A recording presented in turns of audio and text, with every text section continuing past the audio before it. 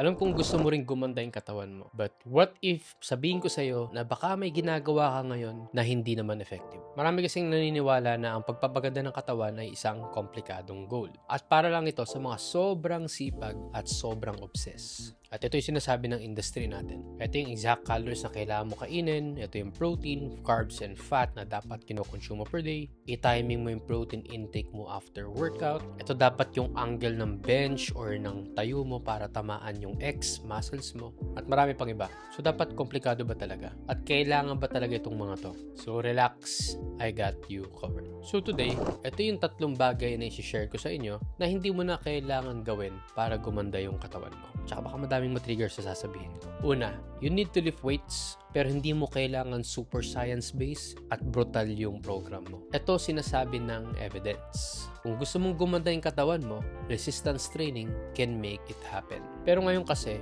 ito yung mukha, ito yung impression ng mga tao sa pagbubuhat ng weights. Dapat super technical, dapat brutal. Hindi kailangan maging ganito yung training mo. Kahit hindi kumpleto yung gym equipment mo, wala kayong best machine para dun sa specific exercise na pampalaki ng muscles. Kahit hindi ka lagi nagtitrain to failure, basta tama yung form, intentional yung exercise na ginagawa mo, at consistent ka, deserve mo ang results at dadating sa'yo yan. Yung pagpapagaan ng katawan ay isang mahabang proseso at dapat tumagal ka. So kung mawawalan ka ng gana dahil lagi mong iniisip yung kulang na gym equipment sa pinagjigyman mo at sobrang pagod ka naman lagi, hindi ka tatagal, hindi ka rin kaka-results. Next, hindi mo kailangan ng diet plan. Ang kailangan mo ay isang eating rule. Yung mga registered nutritionist dietitians, normally and legally sila nagpo-provide ng diet plan sa inyo. Pero alam mo kung ano yung whole point ng ginagawa nila para sa inyo? It's for you to develop a rule within yourself para mag-stick ka na matagal sa tamang eating habits. I-prioritize mo yung mga foods na mas beneficial sa'yo so that you can hit your goals faster and safely.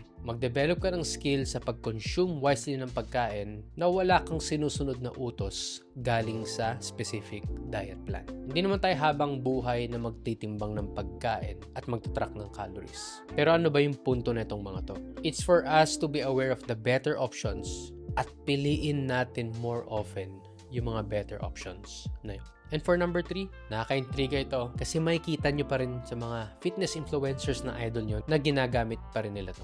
Ay ka-legit. So bago tayo tumuloy, may share lang ako sa inyo. The reason why motivated ako in creating value and of course in shape ako kahit hindi masyado rigid yung lifestyle ko, it's because of these two. Una, yung Diet Buddy na naging go-to meal plan service ko, nagpo-provide sa akin ng mga meals daily and door-to-door nilang dinideliver sa akin. So may mga high protein meals sila, may low carb. So maraming options na pwede kayong piliin na meal plan from them. Swak ito sa mga athletes, sa mga gusto magpaganda katawan, na nagda-diet kayo and still find yourself high-performing in your daily tasks. Of course, Stats PH. Ito, suit ko ngayon. So, it's a locally and highly competitive sportswear brand na nagde-design sila ng mga sports and movement appropriate na damit. So, they can customize. So, you can work with them in case na mayroon kang desired design na gusto mong suotin for your sports activities. So, yun lang. Back to the vlog. So, yung third and last na hindi mo kailangan para gumanda yung katawan mo ay yung makakatulong naman ng supplements, pero marami sa mga supplements ngayon sayang lang sa pera. If tatanungin mo ko kung ano yung mga sayang lang sa pera na supplements, ito yung listahan. BCAA, fat burner pills, slimming coffees and teas, and yung mga testosterone boosters. And surprisingly, marami pa rin tayong mga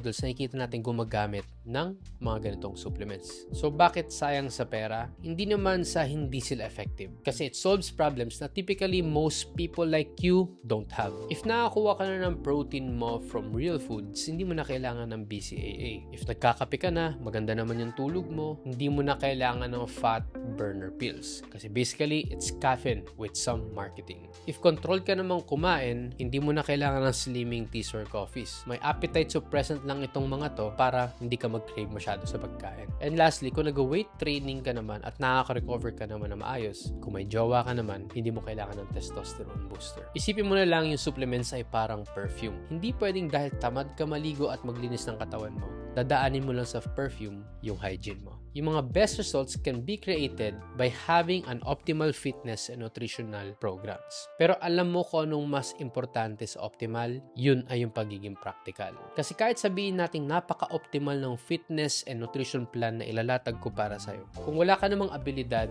and resources para sundan ito consistently, wala kang results na makukuha. Unlike yung pagiging practical, ginagamit mo yung mga currently available resources just for you to show up. Kahit lumang equipment basta functional, hindi mo man afford yung supplements, pero lagi mo naman pinipili yung mga better foods, mas sigurado yung result sa'yo compared sa mga taong naghihintay na gumanda muna yung sitwasyon nila bago kumilos. So ka-legit, after mo makinig dito, ano yung mga lessons na bit-bit mo? Looking forward sa pag-share mo sa comment section. So by the way, some people are asking if nagko-coach ba ako? Yep, tahimik lang. So if you're someone na gusto yung gumanda katawan, confused ka kung paano mag-lose ng fat safely and effectively, gusto mo mag-build ng muscles para magkaroon ng hubog yung katawan mo, at of course gusto mo siya gawin in a healthy way, and you're working abroad or anywhere in the Philippines na kailangan ng legit guide from a coach, open ng one-on-one coaching application ko. Nasa description yung link para ma-orient ka sa coaching system ko at malaman mo if you're the right fit